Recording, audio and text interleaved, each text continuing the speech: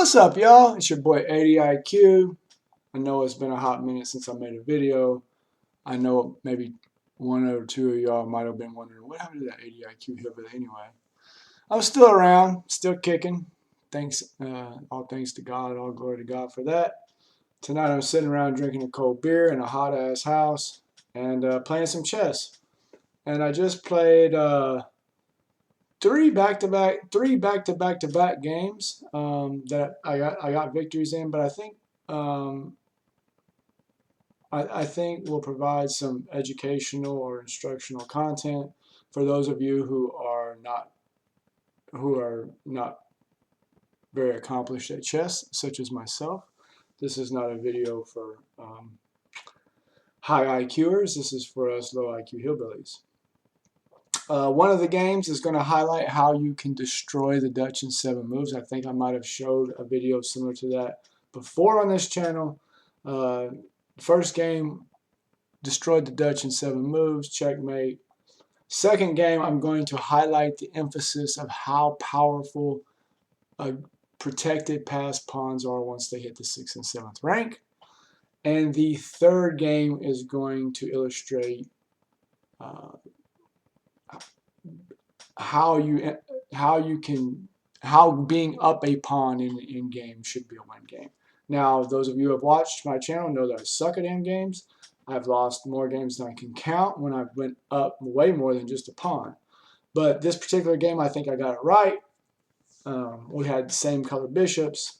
I was up a pawn in the end game, had a pawn on one far side of the board, and was able to use that to distract him to be able to chew up his pawns. So 3 pretty good games. Those of you who know me know I'm not going to show no games where I'm losing. So anyway, to be honest with you, and I might even show it to you. I might even show it to you when I'm in here. Today I won 15 games in a row. Now, I want to preface that by saying a week or two ago I went on tilt and ran my score down to like 1695 or something.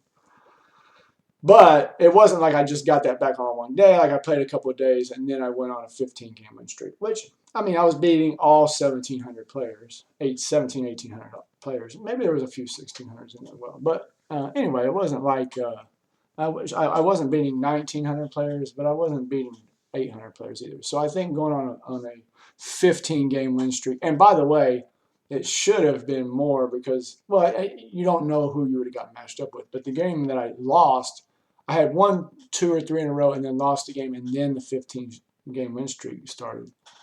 The game that I lost, I was +3, up 3 pawns, and I was just trying to swap out the queens and mouse clicked to the wrong square. So I should have won it. Now, I don't know how the game would have played out, but I was way ahead and just ended up mouse clicking. No excuses, but that's just what happened. Anyway, let me get to these games. I want to show you all these games. Hopefully, I mean, it's been a minute since I made a video, at least a month. So the first game we're going to have,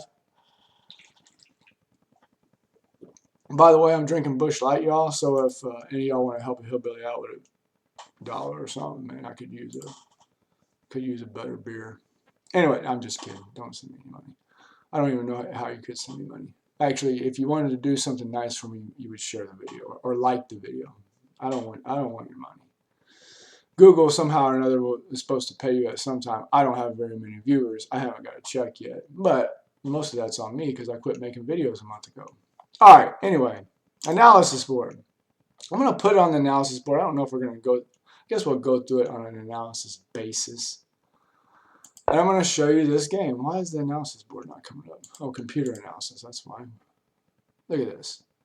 All right, 7 moves was all this was. I'm going to show you all. For y'all don't know what the Dutch is when you play, white pieces play d4, met by f5.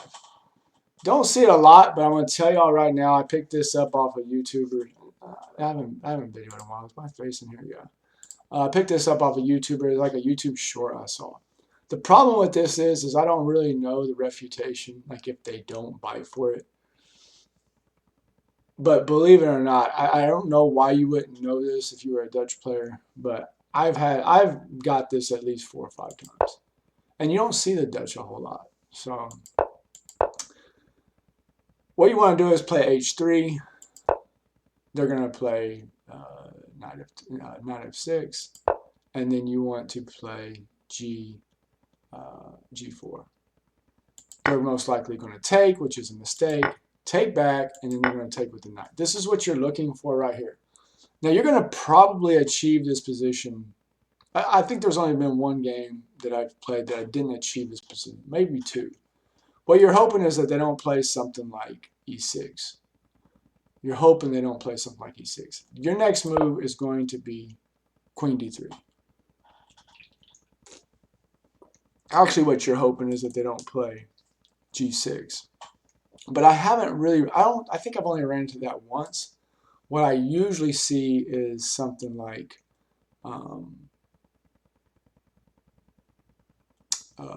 e6. But what you want them to play is you want them to move that knight. Oops, sorry about that. Oh, you know, y'all know I can't work this down button. Hold on just a second. Where am I at? Sorry about that, y'all. Back to where we were. Queen d3.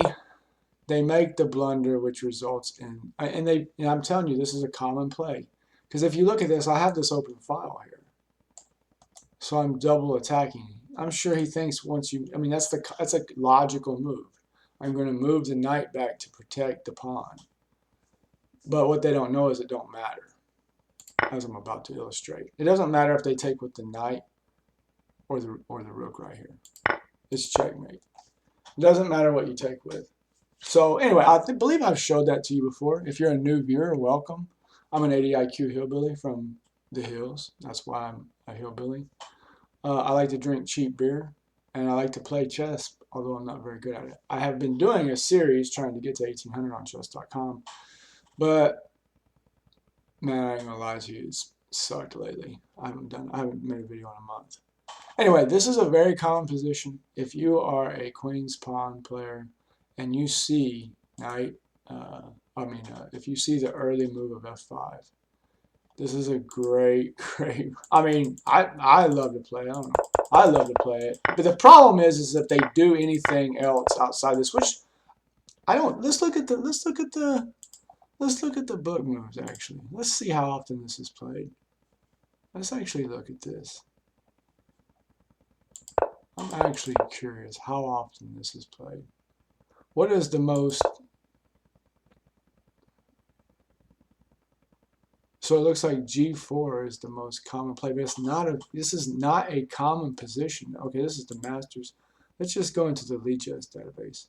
Okay, 61% of white players play G4 right here. And black takes 55% of the time. So the problem is the second most popular move is E6. E6 is the second, and D5 is the third most popular. But the most common play, 55% on the chess database, is to take. Then obviously 96% take. This is the play. Now here's the big play. They take. Now hold on, let me go back right here. Can you see this in the? Y'all can't even see this. Damn. Let me close this up a little. Let me open this up a little bit for you. Oh, damn it. Hell. Let me just open this up a little bit for y'all so y'all can see this. Let me go back over here again. I'm not trying to be. Let me just show you these moves. Right here, I think, is where it gets. Again, 55% take. So there's other things they can play. Then it's a lot rougher. Right here, they're obviously going to take with the knight. And this is what it all is. 58% of the time, your opponent is going to play knight f6. 50, and I think that's fairly accurate. And it's a checkmate. It's been played 18,000 times, 97% winning percentage with white. It's a checkmate after that. I mean, that's just what it is. G6 is the next most. G6 and D5. G6 is the play right here. That's probably what you want to do. That's the play. And then D5. All favor white though. White's ahead in every one of these positions as you can see. But yeah, there's the play, and then Yeah, it's just done. It's just done after that. And it doesn't matter if they take with the knight or the rook. It's checkmate because you're still going to land your queen on g3. Anyway, I really like that. Hope that you find that enjoyable. What is going on here? Am I? Oh, I'm not even in the damn video. Let me get this back out. Hope you found that instructional, educational. Let's go to and yeah, let's go to. Oh, and by the way, let me see if y'all can see this. Where is it at? Oh, they don't have it on here. Oh, there it is. Can you all see this? I don't want to brag or anything. But can you see this win streak? Look at that date. From August 19 to August 20. 15 games. 15 games. My longest losing streak is 12 games. So that should show you like the ebbs and what I like to call the ebbs and flows in chess. All right, hold on a second. I know you don't care about that. I'm just bragging. I won 15 games in a row. I don't care how scrubby they were. Okay, here's... They weren't scrubby. There's 1,700 players. All right. This game is going to highlight how powerful connected pass pawns can be when they hit the 6th and 7th rank. The 6th rank, essentially. All right, analysis board on. Request a computer analysis just to be curious. Let's go. Start off queen's pawn opening. I like to play the Kali Zukertor. This position, E5 is played 13% of the time and has the highest winning percentage. This is the play. I don't always play it like this, but they don't always pin that quick. I like to strike with C4. How common was that? I'm just curious. C4 is the second most common played move. G4 is the most common played move. Although C4 has a higher winning percentage. Interesting. You probably can't see this. G4 is the most common played move, 43%. 55% winning percentage by white. C4 is the next most common at 22% with a 58% winning percentage. But it's interesting, this G4 right here. Interesting. That's the most common move. And G6 is played almost every time.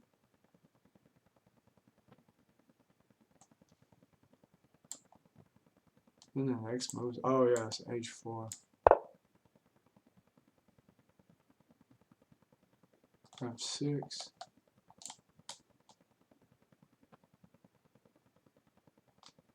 F6.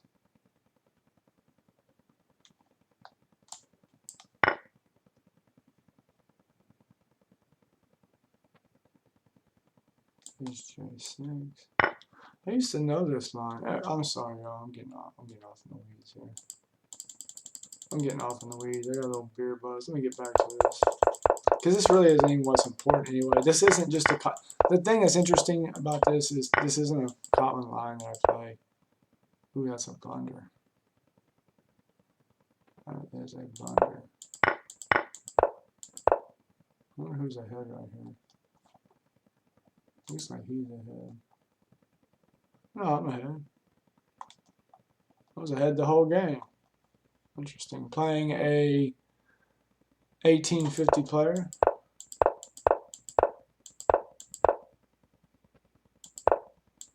Just really just random chess. Really, there's nothing formulaic or systemic or anything like this. I'm a Kali Zukertor player, and this is not the Kali Zukertor.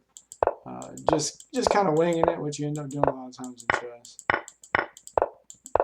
But really what I want to show in this game is just how powerful right here he enables me to use my flank pawn to take the center pawn and connect my pawns on the 5th rank here. I take, he takes. I wonder if that was a good play. I wonder if that was a good play. Takes. Looks like I'm making all the right moves. Although I don't see that anywhere. I'm way ahead. And then right here, this is what I wanted to show you. How strong two connected pass pawns are once they hit the 6th rank. There's nothing he can do here. There's nothing he can do, and he resigns. I mean, it's just so powerful. I mean, let's just go back and look at this again, how this transpired. I'm wondering who's ahead, right? Okay, so it looks like I'm ahead anyway.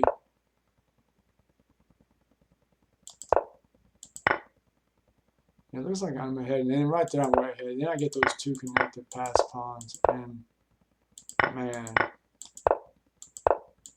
And I look at the power, look at the reinforcement. So they always say, put your rooks, whether you're promoting or trying to prevent from promoting, behind the pawn. If you look at this, you can see that I have support for both. He has his queen. I mean, what am I? I mean, I'm +7, but in the game I'm up 3 pawns. I'm up 3. He still has his queen and his rook.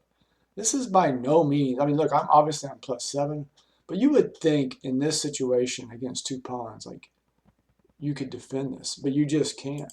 I mean, I don't think he made any bad moves. I mean, it was just, and right here, I mean, what is he going to do? What is he going to do? I mean, that's it. He can't do anything. These two passed pawns, and especially reinforced, they're going to promote.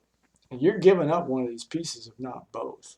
So, as a matter of fact, they call it mate in 13. Anyway, that highlights, and look, I am by no means trying to educate anybody on endgames, but I think that represents how it can work. It doesn't, obviously it's not going to always work out like that, but if you can connect a couple of passed pawns in any part of the board and put pieces behind it, it's going to be a lot of trouble for you. You're not going to want to, nobody wants to deal with that.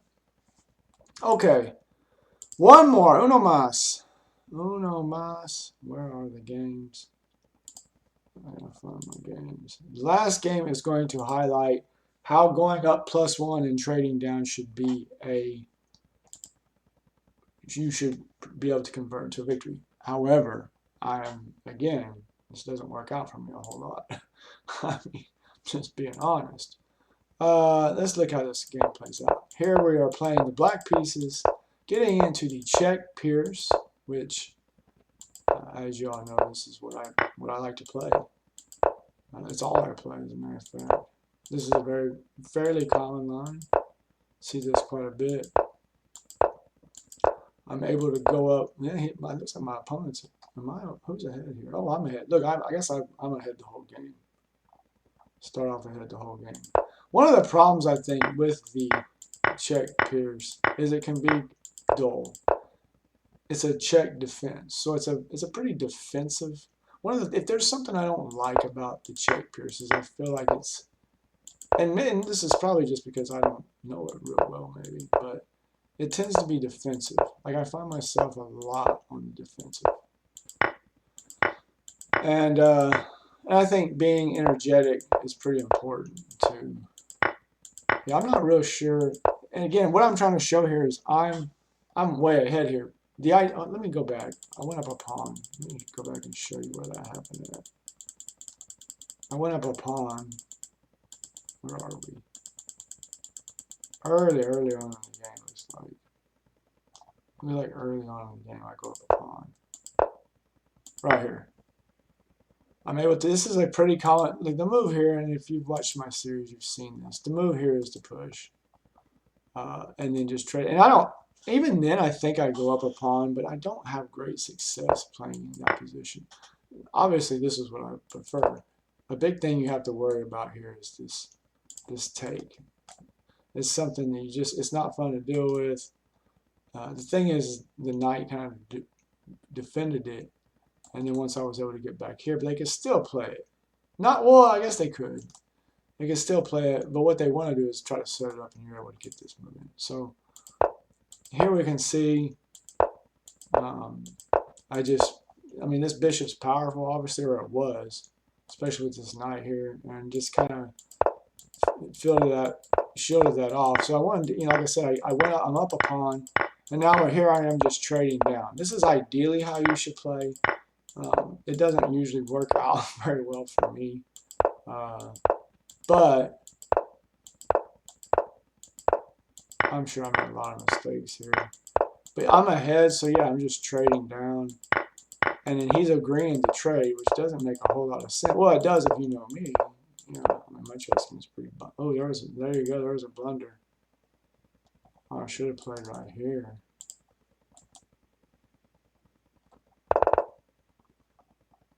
Oh, that was bad. I guess he made a blunder too.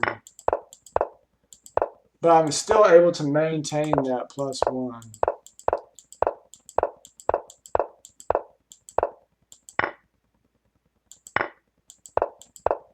Wow, was that a blunder? What was best? B5. Oh, to get up here, of course. But that was it. So here we go. He has a pawn that he's having to protect over here. And all of his pieces are on light squares, which makes my bishop very powerful.